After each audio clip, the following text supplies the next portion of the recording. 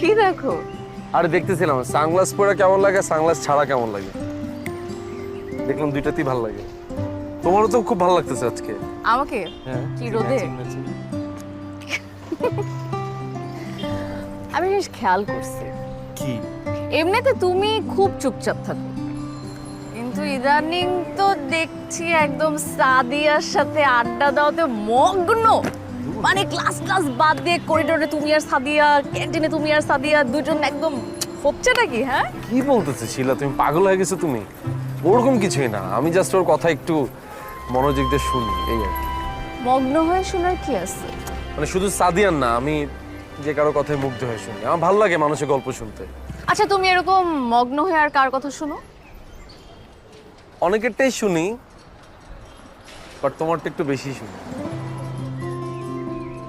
একদম ফ্লার্ট করবে না আমার সাথে, আমি কিন্তু সাদিয়া না। হ্যাঁ, আজব, খবরদার। ফ্লার্ট করে করলাম? আমি তোমাকে বললাম যে সত্যি বলবো কিনা, আশ্চর্য। অবশ্য হ্যাঁ, সুন্দরী মেয়েদের কথা তো মানুষ মগ্ন হয়ে শুনবেই। সেটাই সেটাই। বাপরে বাপ, আমার মনে হয় কি জানো, ডিপার্টমেন্টে সবাই তোমার কথা মুগ্ধ হয়ে শোনে। আমার তো লিটারালি ভয়ই লাগে মাঝে মধ্যে তোমারে, আর তার উপর আজকে তোমার সাথে রিক্সায় বসছি। তুমি জানতে চাও আমি বাসা কেন যাই?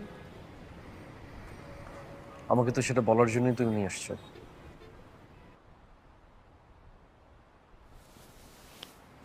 আমার নিয়তি দেখো, একসময় তোমার যে কাজের জন্য আমি তোমার উপর হাসতাম, সে কাজের জন্য আজকে আমি তোমার সামনে বসা। এইসব নিয়ে এত হেজিটেট ফিল করার কিছু নেই। কি বলতে চাও সেটা বলো। আচ্ছা,